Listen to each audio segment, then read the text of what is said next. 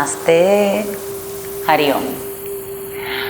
My name is Carol Figares, and we're together today to learn about the kleshas. So the kleshas are, we have description of 5 kleshas through the Yoga Sutras of Patanjali. They're also described on the Buddhist teachings. For the purpose of our yoga teachings, we'll use the definition and the understanding the Patanjali gives in the Yoga Sutras. So the kleshas are the result of illusions. They are the illusions, the negative emotions and state of mind. They are afflictions. They're also called poisons that create suffering. So the kleshas create suffering, and they are the result of illusions. It is to dispel the ignorance that we practice yoga. So the yoga teachings, the yogic path, the yogi's lifestyle, it is practiced in order to dispel the illusion, the veil of Maya. Maya is the veil of what is not real. Okay, the illusion of what is not real. And through also the kleshas, you can connect it with the koyas, which is the layers. You have different layers from the more superficial, the physical layer, up to the more deep or intimate, until you get to the self. The self is the pure consciousness. Okay, the pure light, the source of all creation. That is the real essence, the real self. All of the 5 kleshas are interconnected. So from the first klesha, it comes the other ones. So the first klesha is ignorance. From ignorance of the self, for not understanding what is the truthful essence of the self, it comes egoism. From egoism, it comes attachment, and it comes hate or dislike. And from that comes also fear of death, fear of losing this physical body. So the first klesha is avidya. Avidya is translated as ignorance, not to see or not to understand. It is when a person is identifying him or herself with the mortal parts of the self, where the parts of yourself that are dying. Since we were born into this earth, into this planet, we begin to die, right? Our cells decay, everything goes in a degenerative because it's the process of life. If you identify yourself with the mortal body, with the identity of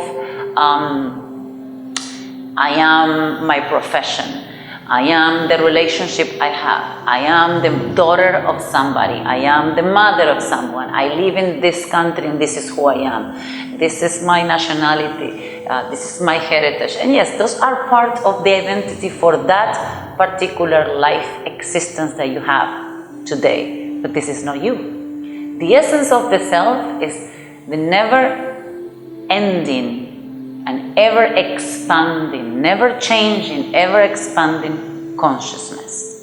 So consciousness doesn't have a beginning or an end. It just is. It's through creation that you are here and that you will continue to be.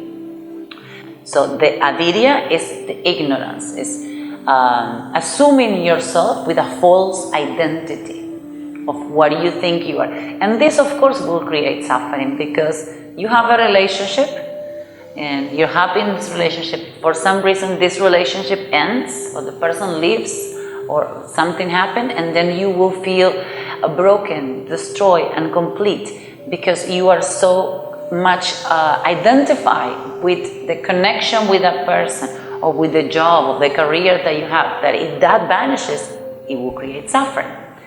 And that's why it's good to understand the essence within you is pure Satchitananda. Okay, with pure Satchitananda means pure bliss, a state of absolute contentment and happiness no matter the circumstances, no matter the external situation. So We start with avidya, which is ignorance of the self. The second klesha is asmita, is the ego, egoism. The ego builds a false sense of identity. It is connected again with the first one. So they go together, right? The false perception that you are this body and you are this mind. So you are very much representing yourself through the idea of I am this name, I am this person, me and myself, my things, my possessions. Okay? Through asmita, through ego, through egoism, you have also other negative emotions that come through that, like judgment, competition, jealousy, no wanting to share with others, no wanting others to thrive or be happy, because that hurts your ego, hurts the identity that you have with your false self. So we have avidya, which is ignorance. From avidya comes asmita, which is the ego. Living in this way, in a way that you are only trying to satisfy your personal self, and not understanding that we all in communion with the same source. We all unify through the same spark, right? We're all the one through the same spark. So that's why it is said that we practice the yogic teachings, because it begins to bring awareness on how or when are you acting this way. You can kind of correct and go back to the path and being like, okay, no, I'm talking through my ego. I'm speaking, I'm acting through my ego, instead of being on the opposite, talking or acting through unification, through communion, through cooperation instead of competition. So the second one is asmita. The third klesha is called raga, and raga means attachment. Of course, if you identify yourself, as we were speaking, with the house that you have, with the relationship, the job, the person that you believe to be, you're going to be attached to those things. You don't want them to go. You don't want them to disappear, because you feel like you need all of those things in order to be happy. Again, we come back to the concept of Satchitananda. Your essence is already in a happiness mode and the blissful mode. You just can't recognize it. You just can't see it. So when you apply constantly raga, attachment, you can see the impermanence of each moment, and you're looking constantly to have external gratification.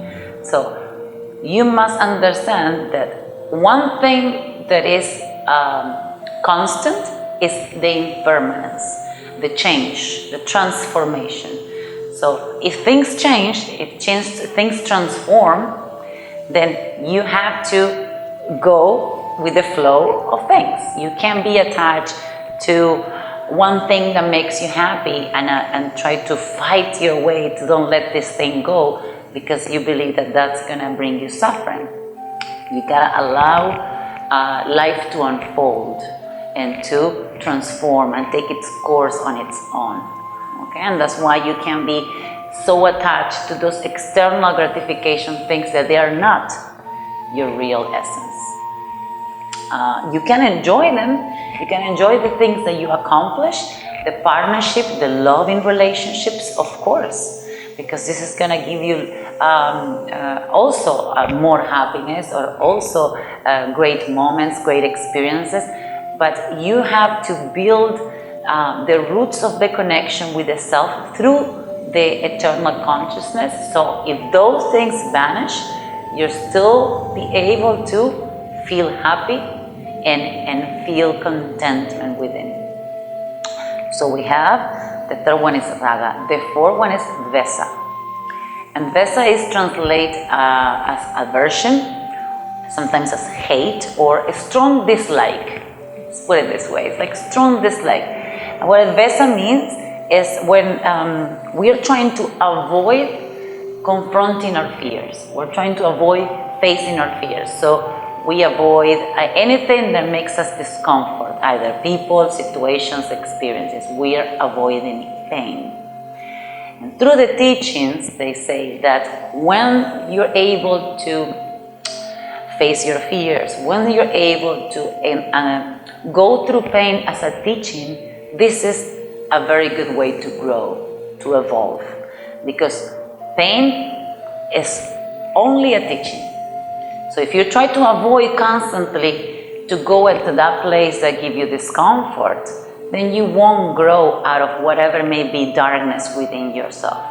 The way to shine the light into darkness is to go into that space. You can't just pretend the darkness doesn't exist and keep flowing without paying attention to that is uncomfortable for you or is painful for you, because it's part of the experience.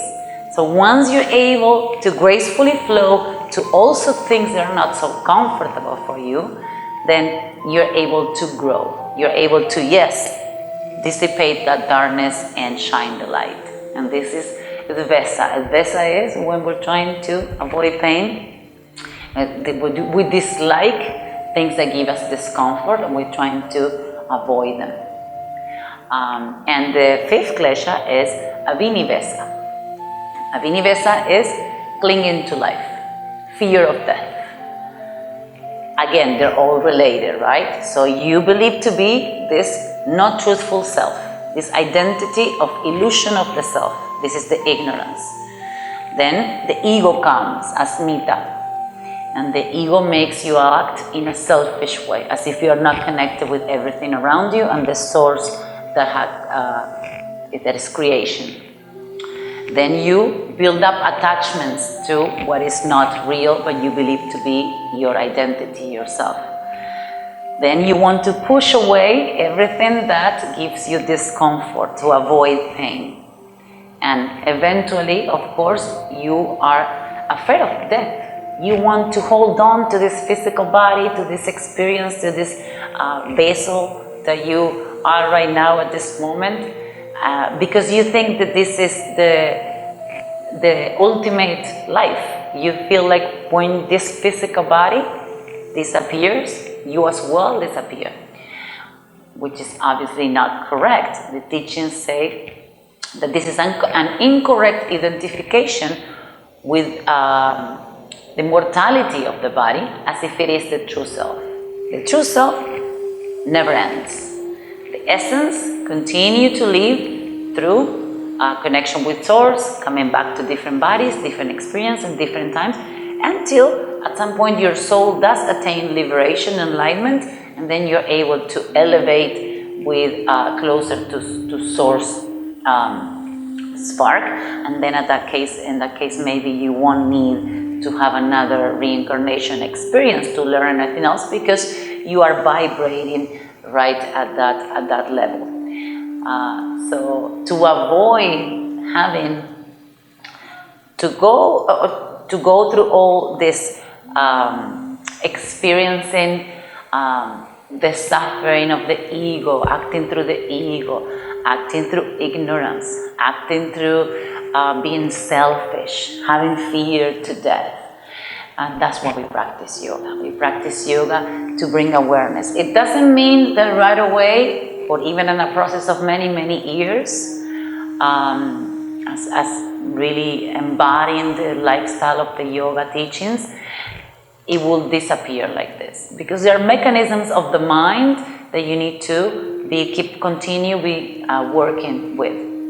But the yoga is the awareness. And once you bring this awareness to the self, once you understand, oh, what am I acting like this in this way? I'm being ignorant, relating to something that I just accomplished and thinking that this is me, this gratification is me, when I know what me is deep inside. I have felt it, I have connected, I see it every day. Then it doesn't mean that you're not going to go to challenge yourself to accomplish certain things, of course, but you know they're temporary. You know they're just passing by, passing through an experience. And then you're always coming back home to the true self, to the true source. And this is the idea of perpetuating these teachings of the yogic path, as for all of us understand why we come here to this earth, going through this experience the most connected and genuinely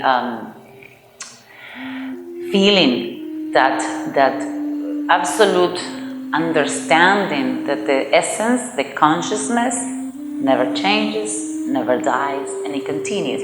And if you do live your life this way, you will have an amazing experience, because even the negative you will be grateful for.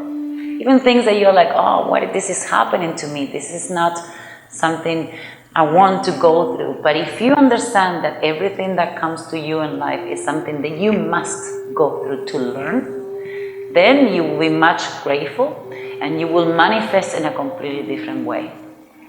All right, so I hope this was something that you enjoyed. If you, I would like to name them one more time, so we are clear. There is ignorance, ego, attachment, aversion, and fear of death. These are the 5 kleshas. Thank you for your presence. Namaste.